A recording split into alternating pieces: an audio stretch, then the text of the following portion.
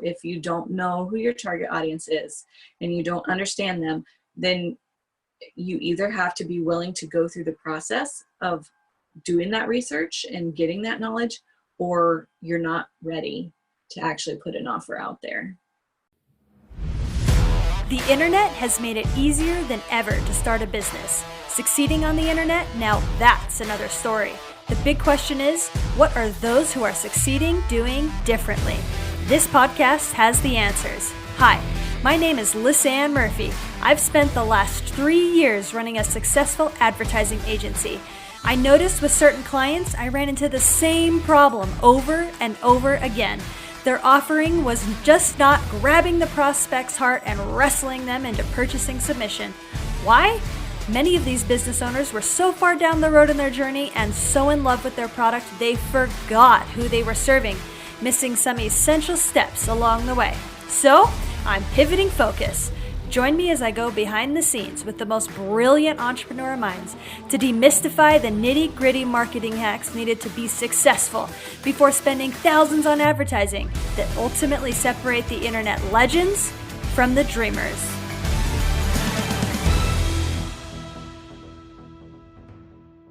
On the previous episode, you heard from me all about the Dream Traffic Framework in its entirety.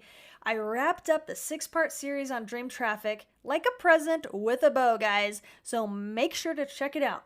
But before you go, stick around. I've got Christa Nichols on today sharing all about how to make copywriting truly effective. Keep listening to hear her secrets and how understanding your ideal customer affects your copy. I've got Christa Nichols here with me on the podcast. I'm just going to introduce you really quick here. So Christa Nichols is a messaging expert and high-ticket sales copywriter. Her messaging and high-ticket copy skills have helped her clients achieve sold-out beta launches within 48 hours, set records for high-ticket program signups, and generate thousands upon thousands of qualified leads at under industry average costs. And check this out. She is a popular writer for not just 7, not just 8, but even 9-figure influencers and entrepreneurs in the digital space. You can see her copy in funnels, ads, and email sequences for some of the most prevalent names in the industry. Here's some that I know that all of our listeners have heard. So she has been featured in Social Media Examiner, Influencive, Huffington Post, Funnel Magazine, Home and Business, and more. So she and her husband and 2 teenagers live on acreage in Iowa. They enjoy bonfires, have great game nights, and love all things outdoors. So here we've got Christa Nichols. So excited to be here with you today on this podcast. Tell us a little bit, Christa, about your journey before you became this copying queen juggernaut. Oh gosh, thank you. Thanks for having me. Yes, so I was not always a copywriter. I do actually have a background in writing. I'm a trained journalist, but I worked for 16 years as a graphic designer in the cattle industry. So I made sale books and catalogs for auctions.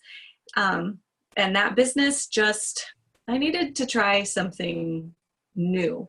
So I decided I was going to learn social media. That'd be fun. I could promote my business. It'd be great.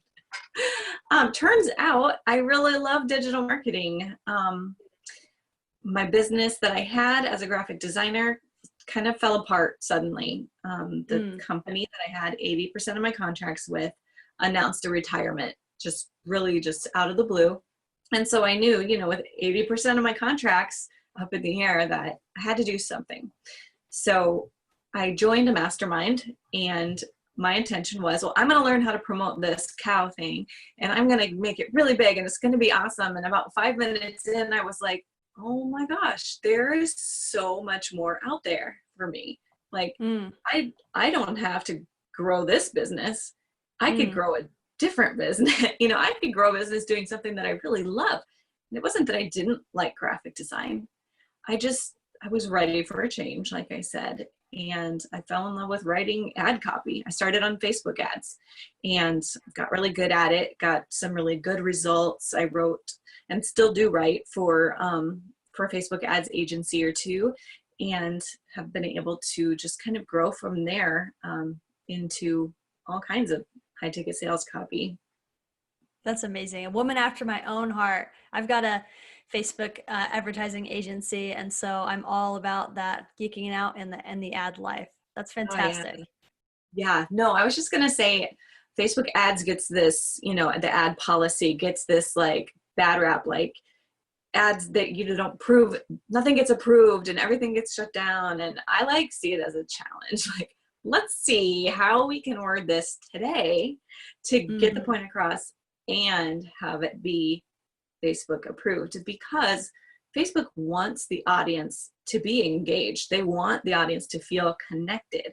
They're not trying to make it super hard for advertisers.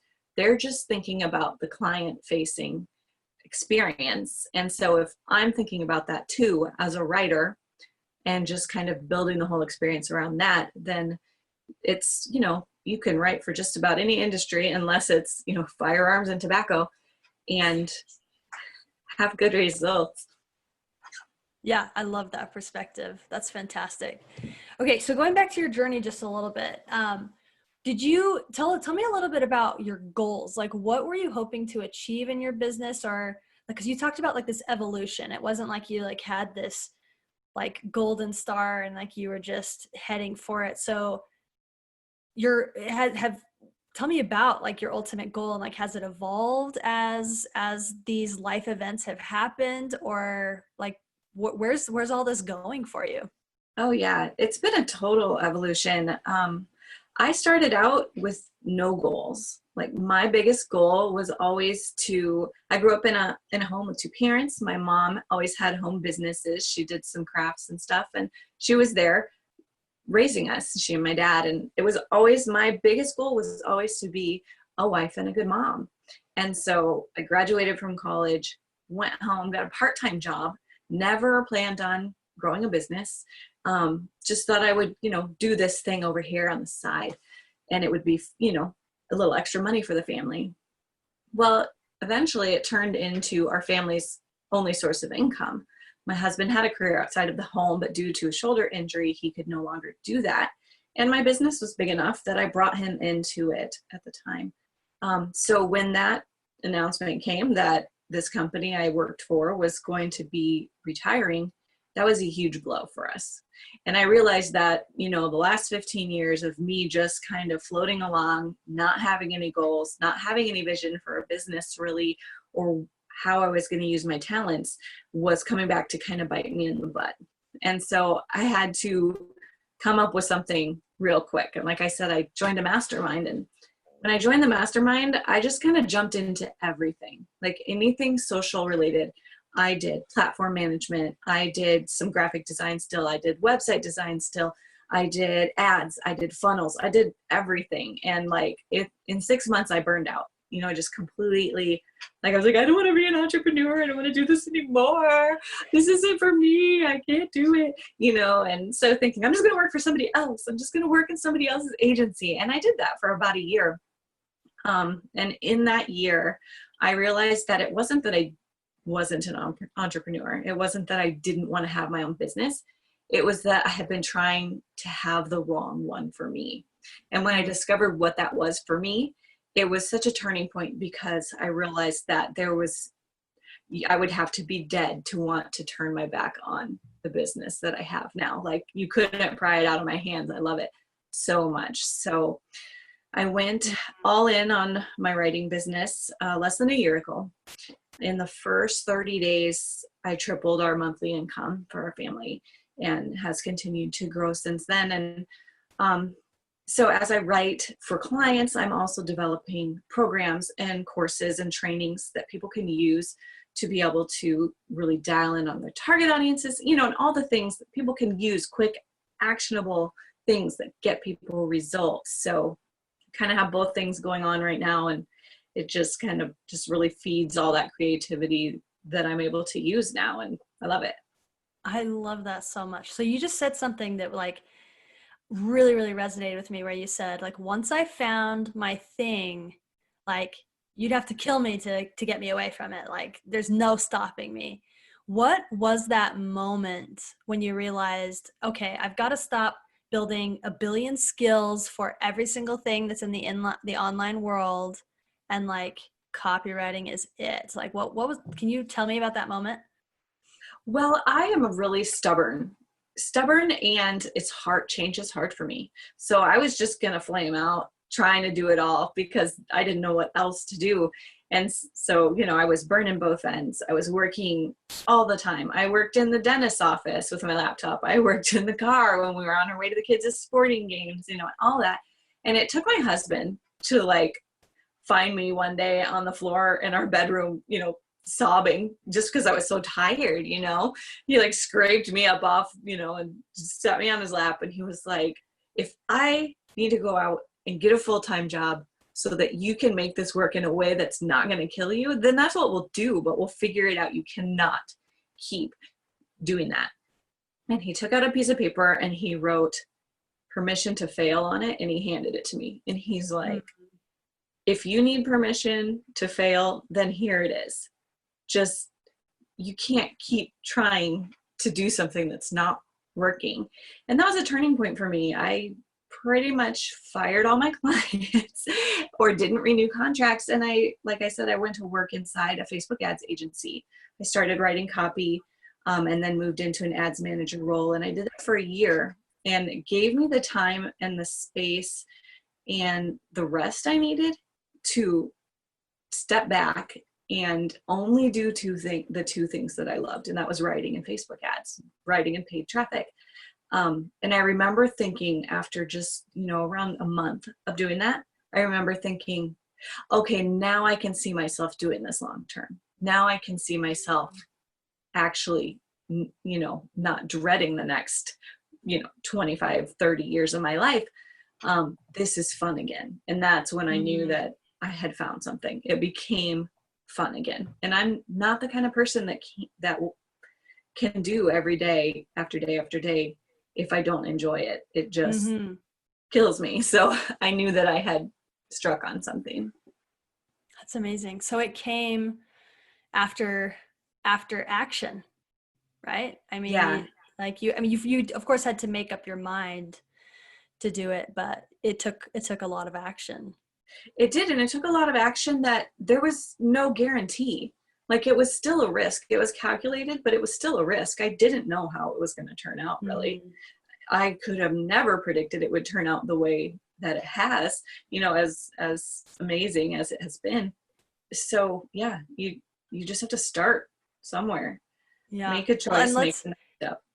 Let's give a medal to your husband. Holy cow. Yeah, he's my biggest supporter. I like to say he's like my in-home business coach, because he caught the vision really, really early when he saw how fulfilled I was doing what works for me, and has just been like 110% behind me since day one, I love that. So, okay. So you make the decision to jump into your copywriting. You end your contracts or let go of the clients that were outside of the scope that you wanted to work in, and you start jumping in, and it takes some time for it to really hit home that this is what you want to do. Were there any roadblocks along the way where you were like doubting, oh, I don't know if I should have made this jump? Like what was the resistance that came when you made that decision? When I started working inside agencies, I didn't do it thinking that it was going to be a stopgap. I did it thinking that I was going to be a team member. I was going to be somebody that worked inside an agency and played a role, and that was going to be a long-term thing for me, because I love working on teams. I love teams. So I did not plan for that to just be like a stopping point for me. So my biggest point of resistance was when I saw that the potential was there for me to go full-time as a copywriter. Making that decision, I knew I didn't have time for both. Because Facebook ads, I mean, you're always on. It's a busy job. You put in the hours, and it's exhilarating and it's fun, but there was no way I was going to have the bandwidth to do both. And I knew I had to choose, and I had to choose between growing someone else's business or growing my own. And that consistent income that would come from the agency was hard to walk away from, because there's no guaranteed. I was going to have to run my own lead gen. I was going to have to manage all my own projects.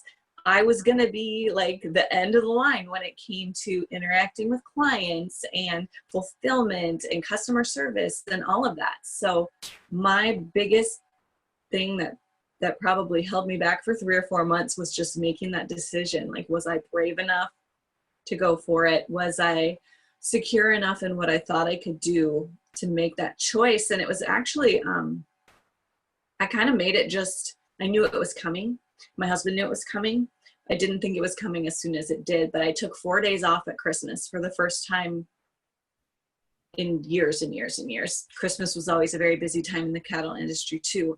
I took 4 days off, and the day I came back, I was slammed with notifications just from both sides of my, both the agencies and my own stuff.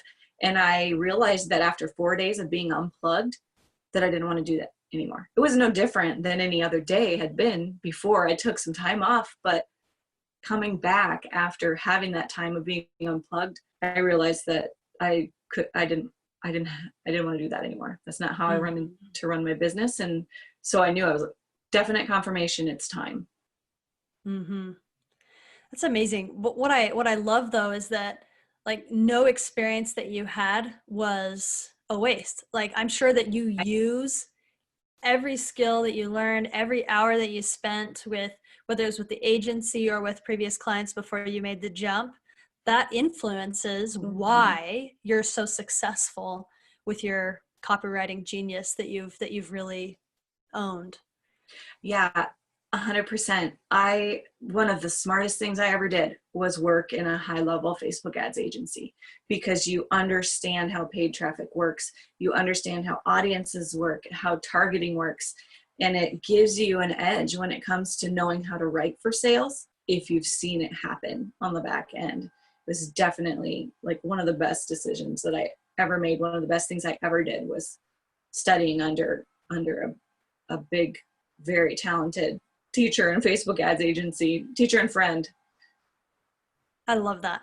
So let's dive into what you're doing right now with the copywriting. Thank you so much for sharing your background and how you got to where you are. I love hearing people's stories. Me too. Yeah, and it helps me like understand mine even a little bit better and be like, oh yeah, well, I'm experiencing similar things, and so I know that that'll be really, really helpful to those listening to the podcast. So I appreciate your willingness to share that.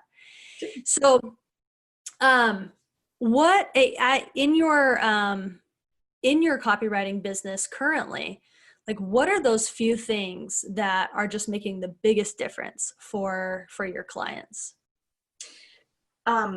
Target audience, understanding your target audiences, where they're at mentally, emotionally, psychologically. That is the number one thing that my clients can do to help them get the best results. The most important thing, and it, a lot of times it gets glossed over in favor of the offer and figuring out how to set it up and what are the bonuses and what are the features and is it something that people want? But if you don't understand the people you're serving and you don't know them, then it doesn't matter what words you use or what features you have or what bonuses you have, because you're not going to be able to create something that they want and need. So that is like my number one first thing I do. If you don't know who your target audience is and you don't understand them, then you either have to be willing to go through the process of doing that research and getting that knowledge, or you're not ready to actually put an offer out there. Mm-hmm. And do you walk them through a process to help them figure that out?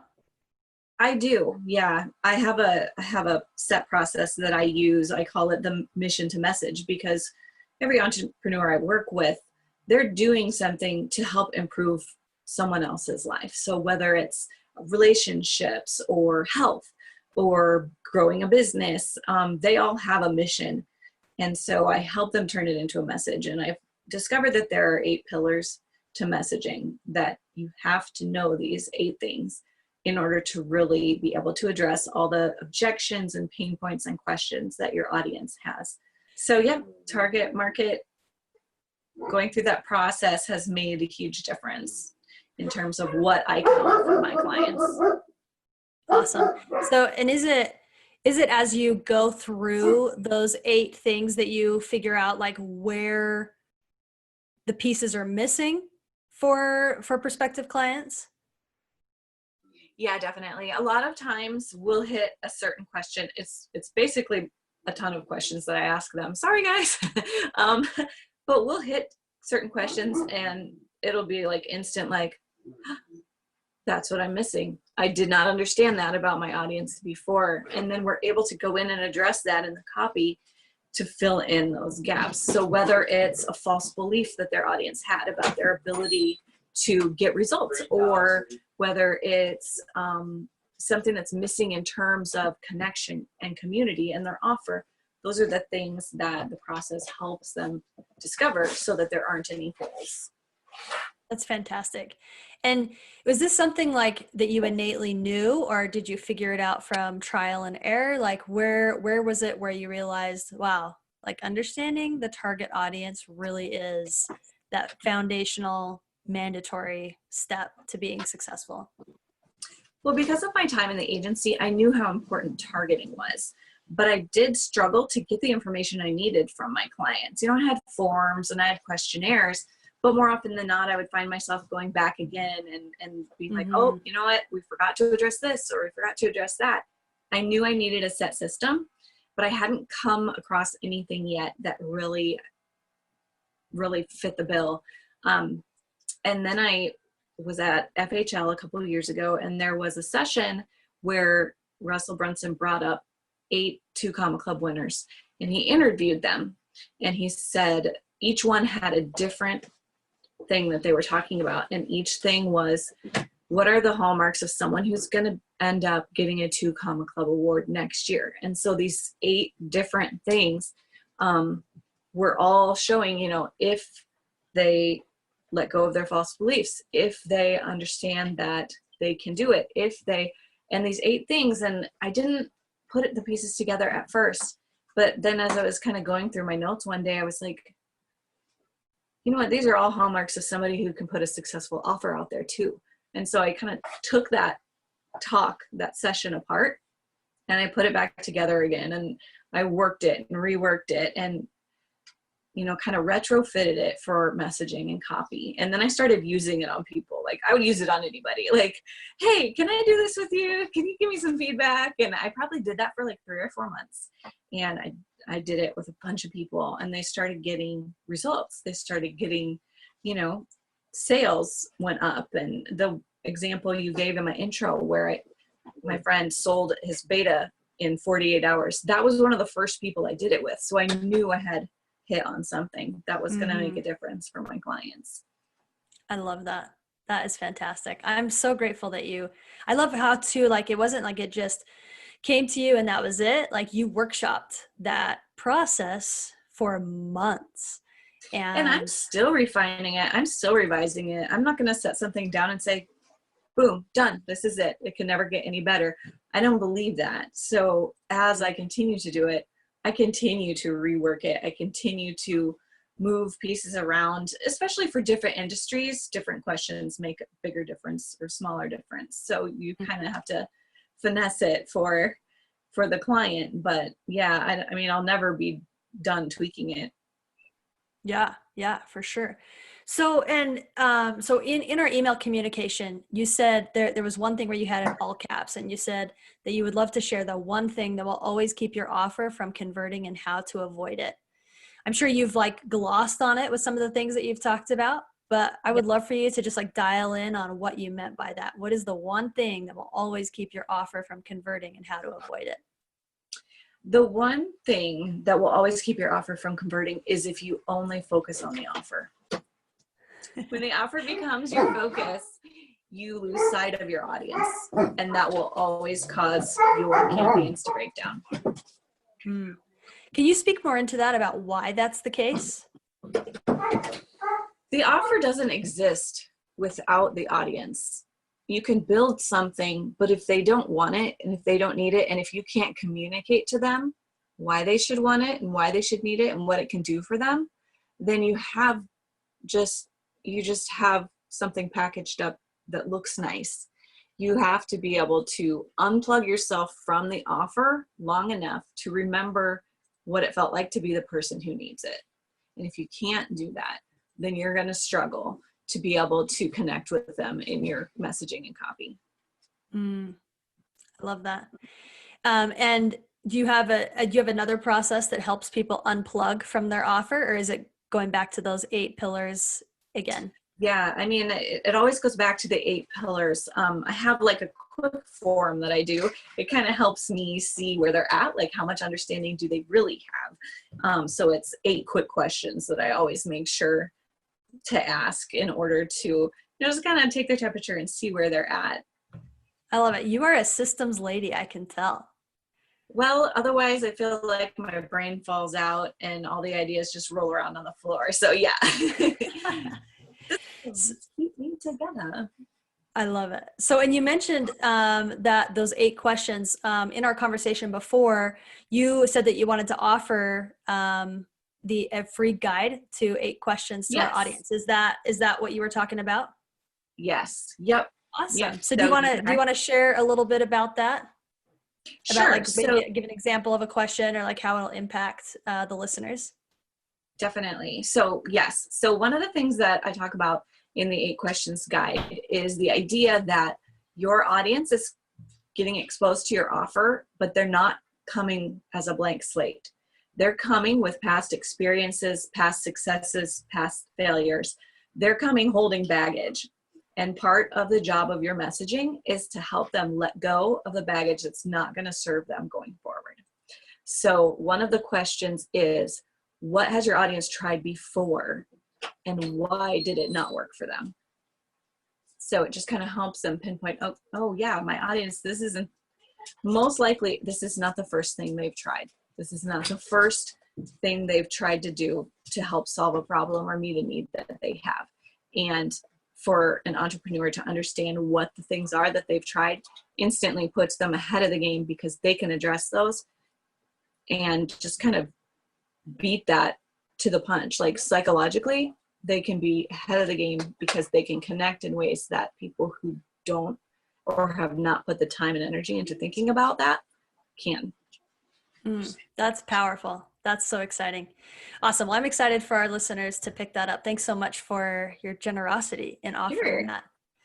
And tell us a little bit more. So you have kind of coined this mission to message process, which I think the name in itself is amazing because, like you say, entrepreneurs become entrepreneurs because they're passionate about something that they want to get out into the world, but actually getting it out there can be really hard because of you're either so far down the road or you just are lost in your own experience or you struggle to find those words. So tell us a bit about what you do with clients.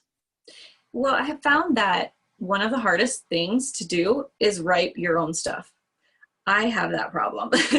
I think it's the hardest to write for my own stuff. I can write for anybody about anything, and I can sit down in front of my funnel to get it going, and I'm just like, I have no idea. So it's my job to help take that, brain block and the emotions that they have and the insecurities that they have around, am I good enough to get my offer out there? Do I know what they need to hear? And just kind of take that off their plate and walk them through the process. And then I can take that information and give it back to them in terms of a custom report. And they can use it for anything. They can use it, they can give it to if they have a copywriter. I don't always write the copy. Sometimes we just do the messaging intensives. So they can give it to their copywriter. They can give it to their social media manager. They can give it to their branding expert. It's something that can be used across the board in any conversation about their offer anywhere. That's fantastic. And what have been some of the comments that clients have said as they've gone through that process with you? I had this one client that said it was like I had done a biohacking of his brain. Like I sat in there and just pulled all the good stuff out, which was super fun. I'd never really thought of it that way before. You gotta use that in one of your funnels. The brain biohacker. Yeah. Another one of my clients recently told me that when I write for her, it sounds like her because one of my goals is to write in their voice, and it's like it's coming straight from them. And she's like, when you write for my funnels, it's like me after a really good night's sleep and 2 cups of coffee. Like, it's like me at my best, which is super fun to hear. I love that. And I had another client that was like, every time I talk to you, like, my day is better. Like, because I know you're going to take care of it. So those are like the highest compliments any service provider can hear. Yeah, no kidding. I love that. That's powerful.